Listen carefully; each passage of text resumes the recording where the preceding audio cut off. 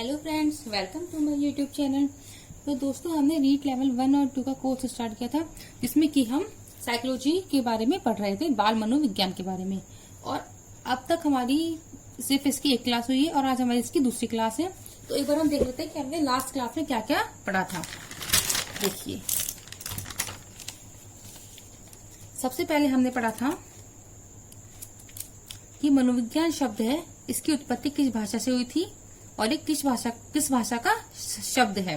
तो देखिए, हमने पढ़ा था कि जो मनोविज्ञान है उसे अंग्रेजी में बोलते हैं साइकोलॉजी, और जो मनोविज्ञान है वो पाश्चात्य यानी कि पश्चिमी वेस्टर्न दर्शन शास्त्र फिलॉसफी से उत्पन्न हुआ है। इसको दो भागों में बांटा है, साइकी प्लस लोगस। साइकी क्या होता है? सोल यानी आत्मा, और लोगस क्या होता है? साइंस मीन्स विज्ञान। तो इसे क्या बोलते हैं? आत्मा का विज्ञान। और ये था जो ये दिया था गैरिट के अनुसार। उस पर हमने पढ़ा कि सबसे पहले मनोविज्ञान को कहा गया आत्मा का विज्ञान, जिसके प्रवर्तक थे अरस्तु, प्लेटो, डेकार्टे, रुडोल्फ गोल्कर। और देखिए, अगर हमसे पूछे कि आत्मा पर प्रथम प्रयोग किसने किया था, तो हमारा उत्तर होगा प्लेटो। रुडोल्फ गोल्कर ने एक पुस्तक लिखी थी साइकोलॉजिया, जो कि मनोविज्ञान की प्रथम पुस्तक थी। और 1590 में मनोविज्ञान शब्द का सर्वप्रथम प्रयोग साइकोलॉजी नामक पुस्तक में ही किया गया था। फिर हमने पढ़ा कि जो मनोविज्ञान है उसकी उत्पत्ति दर्शन शास्त्र यानी कि फिलॉसफी से हुई है। इसीलिए जो दर्शन शास्त्र है उसको मनोविज्ञान की जननी कहा जाता है, जिसको दिया है केलर ने। उसके बाद हमने ये पढ़ा कि आत्मा का विज्ञान है, उसे अस्वीकार का कारण क्या था। तो उसे अस्वीकार का कारण ये था कि जो आत्मा है वो एक विज्ञान नहीं है। इसके अलावा आत्मा क्या है? अमूर्त है। अब अगर कोई वस्तु अमूर्त है तो हम उस पर प्रयोग नहीं कर सकते हैं, उस पर प्रयोग संभव नहीं है। और आत्मा का कोई रूप प्रकार नहीं है, इस कारण से इसे वैज्ञानिक तरीके से अध्ययन संभव नहीं है। इस कारण से ही आत्मा के विज्ञान को अस्वीकार कर दिया गया। उसके बाद हमने पढ़ा कि इसे कहा गया मन या मस्तिष्क का विज्ञान 17वीं सदी में। आत्मा का विज्ञान कहा था 16वीं में, मन या मस्तिष्क का 17वीं शताब्दी में। इसके प्रवर्तक थे पोम्पनोजी, हाब्स, कांट, जॉन लॉक, रिचेरी और थॉमस रीड। और प्रमुखता से देखे तो इसके पोम्पनोजी थे और ये सब इनके सहायक थे। देखिए, अब इसे अस्वीकार क्यों किया गया? क्योंकि जो मन है वो भी क्या है? हमारे अमूर्त है। अब जो मन हमारा अमूर्त है तो मतलब कि इसका कोई रूप नहीं है। अब जब किसी चीज का कोई रूप ही नहीं है तो हम उस पर प्रयोग कैसे कर सकते हैं? तो प्रयोग क्या है? असंभव है। अब जब प्रयोग नहीं कर सकते तो फिर क्या इसे विज्ञान नहीं कह सकते। अब जब ये विज्ञान ही नहीं है तो इसे अस्वीकार कर दिया गया। उसके बाद हमने पढ़ा चेतना का विज्ञान। ये आया था हमारा 1870 से 19वीं मतलब कि 18वीं सदी में। इसके प्रवर्तक थे विलियम वुंट, जो कि जर्मनी के थे और लिप्जिग यूनिवर्सिटी के प्रोफेसर थे। इसके अलावा विलियम वुंट को मनोविज्ञान का जनक कहा जाता है। अब देखिए, जो ये लिप्जिग यूनिवर्सिटी थी इसका वर्तमान नाम है कार्ल मार्क्स विश्वविद्यालय या कार्ल मार्क्स यूनिवर्सिटी। अब देखिए, चेतना के विज्ञान के अन्य प्रवर्तक कौन कौन है? विलियम जेम्स, टिचनर, जेम्स सली और वाइव्स। जो विलियम जेम्स है इन्हें अमेरिकी मनोविज्ञान के जनक कहते हैं। दोस्तों, कहते हमें पढ़ने को मिलता है कि जो मनोविज्ञान के जनक हैं उसमें हमें 3 मिलते हैं, एक विलियम वुंट, एक विलियम जेम्स और एक फ्राइड। लेकिन जहां तक मेरा मानना है इसका सही उत्तर विलियम वुंट ही होगा। तो देखिए, अब चेतना के विज्ञान को अस्वीकार करने का कारण क्या था? कि चेतना क्या है? मूर्त है। चेतना मूर्त तो है, लेकिन ये सिर्फ मस्तिष्क के आंतरिक भाग का अध्ययन करती है, और जो मस्तिष्क का बाह्य भाग है उसके बारे में यह कुछ नहीं कहती है। चेतना क्या होता है? चेतन हमारा कॉन्शियस माइंड, जो कि सिर्फ हमारे मतलब अंदर के भावों को व्यक्त करता है, बाहरी वातावरण से इसका कोई संबंध नहीं होता है। उसी कारण से भी इसे अस्वीकार कर दिया गया। फिर हमने पढ़ा थोड़ा सा विलियम वुंट के बारे में। क्या पढ़ा था हमने पढ़ा था कि जो विलियम वुंट हैं उन्होंने मनोविज्ञान की प्रथम प्रयोगशाला की स्थापना की थी 1879 में। कहाँ पर की थी? लिप्जिग शहर में, और लिप्जिग शहर के लिप्जिग विश्वविद्यालय में। और जो ये मनोविज्ञान की प्रथम प्रयोगशाला थी, इस प्रयोगशाला को स्थापित करने की जो विधि थी वो थी हमारी अंतर्दृष्टि विधि पर आधारित थी। अब हम पढ़ते हैं इसके बाद। इसको हम अस्वीकार कारण पढ़ चुके थे चेतना के विज्ञान को। अब देखिए, थोड़ा सा हम नोट डाल के डाल सकते हैं एक चीज को। देखिए, अब तक हमने पढ़ा था कि हमने लास्ट क्लास में क्या पढ़ा था, और आज अब जो हम पढ़ने जा रहे हैं वो हमारा है नया टॉपिक। तो देखिए नोट डाल के लिखते हैं हम कि सन 1904 में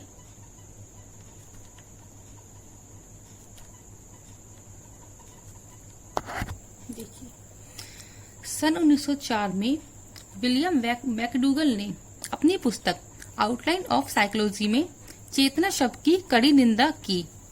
पेज नंबर 16 पे, ये तो थोड़ा सा ऐसे लिख सकते हैं हम, पेज नंबर 16 पर।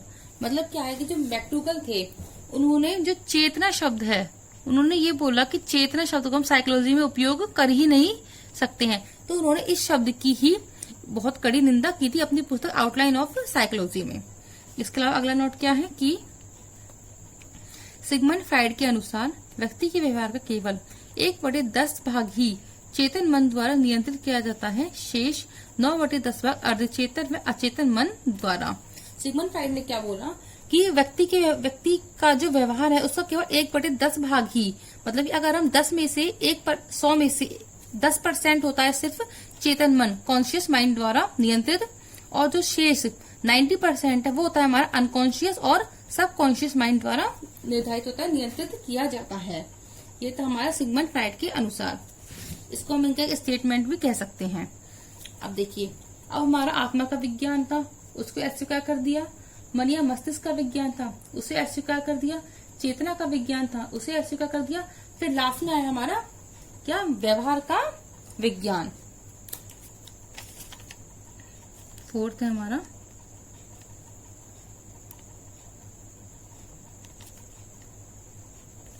व्यवहार का विज्ञान। अगर हम देखिए इसके प्रवर्तक कौन है, तो मुख्य रूप से इसके प्रवर्तक है जॉन ब्रॉड्स वाटसन, या फिर जिन्हें हम बोलते हैं जेबी वाटसन।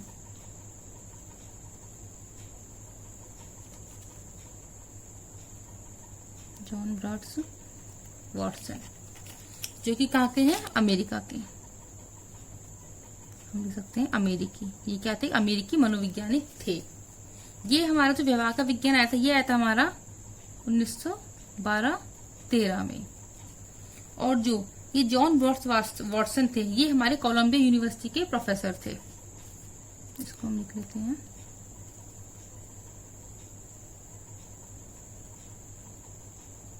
कोलंबिया विश्वविद्यालय के प्रोफेसर थे।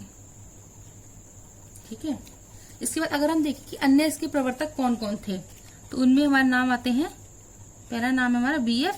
स्किनर, जिनका अधिगम में बहुत बड़ा योगदान है। इसके अलावा E.P. Pavlov, Ivan Petrovich Pavlov, C.L. हल, क्लार्क L. हल। इसके अलावा है हमारे विलियम वुडवर्थ,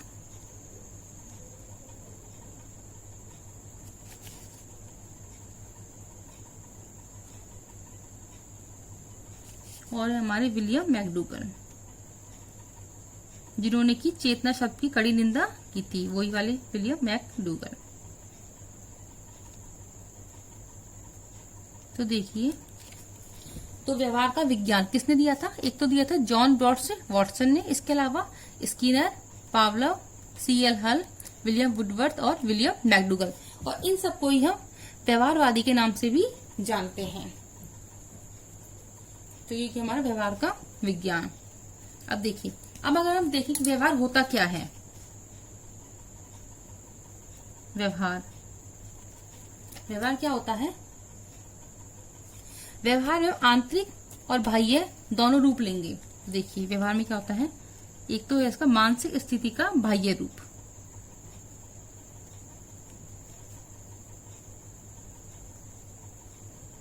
मानसिक स्थिति का बाह्य रूप।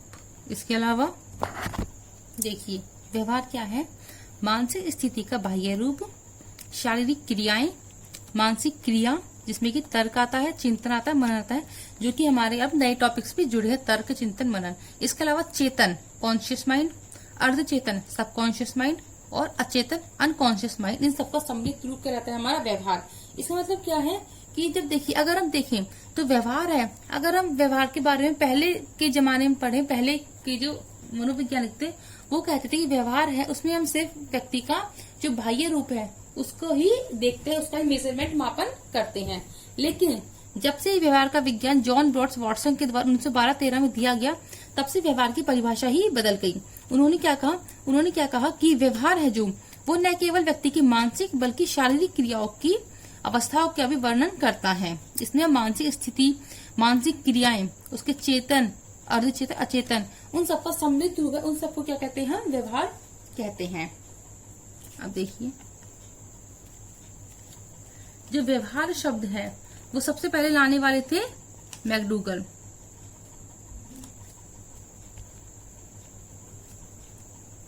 व्यवहार शब्द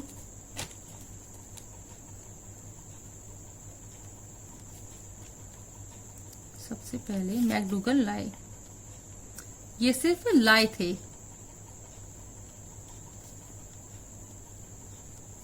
लेकिन अगर हमसे कोई पूछे कि व्यवहारवाद का जनक कौन है तो हमारा उत्तर क्या होगा, जेबी वॉटसन व्यवहारवाद का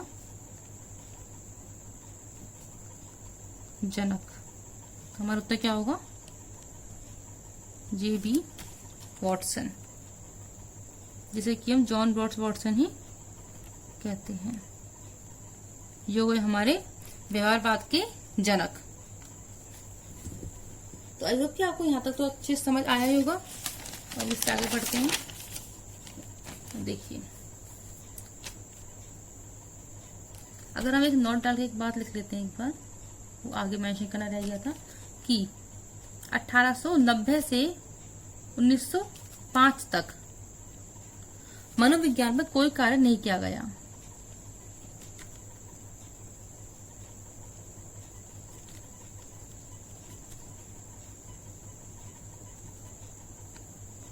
कोई कार्य नहीं किया। इसी कारण से इस समय क्या कहते हैं, नॉन एज बंजर काल।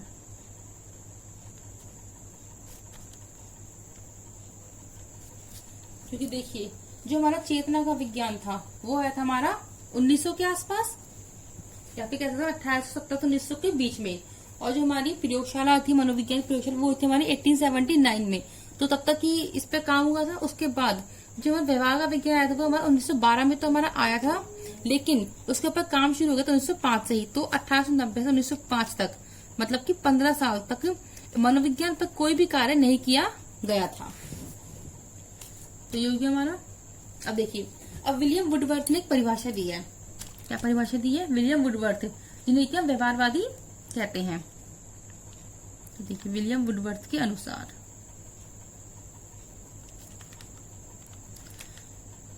दोस्तों जो ये हम पढ़ रहे हैं ये सिर्फ हमारा भी बेसिक है।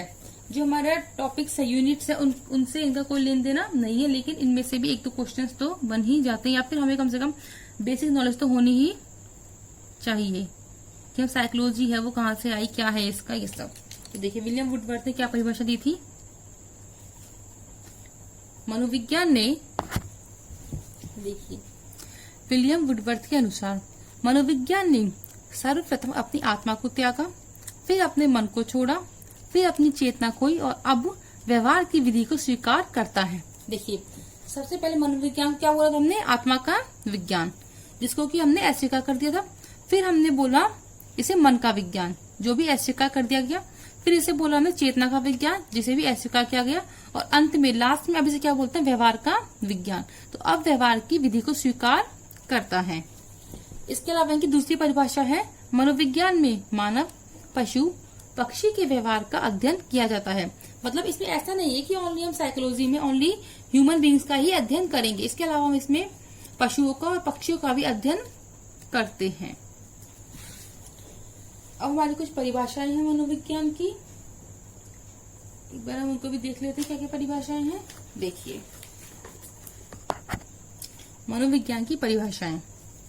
वॉटसन के अनुसार मनोविज्ञान व्यवहार का शुद्ध या धनात्मक निश्चित विज्ञान है। ये परिभाषा थी वॉटसन की। मैकडूगल के अनुसार मनोविज्ञान आचरण और यथार्थ का विज्ञान है। बीएफ स्किनर के अनुसार मनोविज्ञान व्यवहार और अनुभव का विज्ञान है। क्रो एंड क्रो के अनुसार मनोविज्ञान मानव व्यवहार व मानव संबंधों का अध्ययन करने वाला विज्ञान है। सिगमंड फ्राइड के अनुसार मनोविज्ञान अचेतन मन का अध्ययन करने वाला विज्ञान है। देखिए, अगर कहीं पर भी हमें अचेतन, चेतन, अर्धचेतन में से कोई भी शब्द मिल जाए तो उस परिभाषा के 99% चांसेस होते हैं कि वो सिगमंड फ्राइड की ही परिभाषा होगी। ओनली 99%, 1% तो हम खुद के लिए भी श्योर नहीं होते हैं। तो देखिए, अब नेक्स्ट है हमारी वुडवर्थ के अनुसार जीवन में आभास और प्रभाव देने वाली प्रत्येक क्रिया व्यवहार है। जिम्बोर्डो के अनुसार मनोविज्ञान जीवधारियों के व्यवहार का वैज्ञानिक अध्ययन है। और मॉर्गन के अनुसार मनोविज्ञान मानव एवं पशु के व्यवहार का अध्ययन करने वाला विज्ञान है। ये दोबारा देखते हैं परिभाषाओं को। देखिए, वॉटसन ने क्या बोला था कि मनोविज्ञान व्यवहार का शुद्ध या धनात्मक निश्चित विज्ञान है। इन्होंने क्या बोला था कि जो मनोविज्ञान है वो क्या होता है, जो हमारे व्यक्ति का मनुष्य व्यवहार है उसका एक शुद्ध और धनात्मक पॉजिटिव निश्चित विज्ञान है। मैकडूगल ने क्या बोला कि मनोविज्ञान आचरण और यथार्थ का विज्ञान है। स्किनर ने मनोविज्ञान व्यवहार, जो हम व्यवहार करते हैं, अनुभव जो भी हमने एक्सपीरियंसेस लिए हैं उन सबका विज्ञान है। क्योंकि देखिए, अनुभव के कारण ही हमारा व्यवहार बदलता रहता है। ऐसा नहीं कि जो व्यवहार हमारा आज है कल भी हमारा वही व्यवहार है। हो सकता है कि कल हमारा व्यवहार चेंज हो जाए, कोई हमें ऐसा अनुभव मिल जाए जिसके कारण हमारा व्यवहार अब चेंज हो जाएगा। जैसे कि देखिए, हो सकता जैसे कि मान लो कि जब आप 12th क्लास में थे तब तक आपको साइकोलॉजी बिल्कुल भी नहीं आती थी, लेकिन जब आपने एसटीसी की या आपने ग्रेजुएशन के बाद बीएड करी तो उसके बाद आप साइकोलॉजी को समझने लगे, तो जो आपका व्यवहार था वो साइकोलॉजी के अकॉर्डिंग थोड़ा सा चेंजेस उसमें व्यवहार में आने लग गए। तो इसी के अनुसार कि मनोविज्ञान क्या है, व्यवहार और अनुभव का विज्ञान है। जैसे जैसे हमारे जीवन में नए नए अनुभव आते हैं उसी के अकॉर्डिंग हमारा व्यवहार भी चेंज होता जाता है। नेक्स्ट है हमारा क्रो एंड क्रो के अनुसार इन्होंने क्या बोला था कि मनोविज्ञान मानव व्यवहार व मानव संबंधों का अध्ययन करने वाला विज्ञान है। सिगमंड फ्राइड को पढ़ चुके हैं, अचेतन मन का अध्ययन करने वाला है। वुडवर्थ के अनुसार जीवन में आभास और प्रभाव देने वाली प्रत्येक क्रिया विज्ञान है। जिम्बोर्डो के अनुसार मनोविज्ञान जीवधारियों मतलब कि ह्यूमन बींग्स ले सकते हैं, या फिर इसमें हम लिख सकते हैं पशु भी इसमें ही आते हैं। तो मनोविज्ञान क्या है, चाहे मनुष्य हो और चाहे पशु हो, इन दोनों के व्यवहार का वैज्ञानिक अध्ययन है। और मॉर्गन क्या कहता है कि मनोविज्ञान मानव एवं पशु के व्यवहार का अध्ययन करने वाला विज्ञान है। देखिए, बात तो दोनों की एक ही है, लेकिन जिम्बोर्डो ने इसमें जीवधारियों का शब्द का यूज किया है और मॉर्गन ने इसमें मानव एवं पशु का शब्दों का प्रयोग किया है। तो दोस्तों, आज के लिए बस इतना ही। आई होप कि आपको मेरी वीडियो पसंद आई होगी और आपको जो भी हमने पढ़ा है वो सब आपको समझ में भी आया होगा। तो कल हम पढ़ेंगे यहाँ की मनोविज्ञान के प्रमुख संप्रदायों के बारे में, और इसके अलावा भी और भी बहुत कुछ। ये हमारी सिर्फ एक बेसिक नॉलेज है। इसके अलावा जो हमारे कंटेंट है, जो हमारा मतलब एग्जाम में आएगा, उससे संबंधित जो हमारी यूनिट्स हैं उनको हम 2 या 3 क्लास के बाद उन टॉपिक्स को पढ़ाना स्टार्ट कर देंगे। तो दोस्तों, ऐसे ही बने रहिए हमारे साथ। और अगर आपको हमारी वीडियो पसंद आई है और अगर आपको ये टॉपिक भी समझ आया है तो हमारी वीडियो को लाइक कीजिए, ज्यादा से ज्यादा अपने दोस्तों के साथ शेयर कीजिए। और अगर आपको कोई भी डाउट है तो कमेंट सेक्शन में अपना डाउट जरूर लिखिए और जाते जाते हमारे चैनल को सब्सक्राइब करना ना भूलें। धन्यवाद दोस्तों।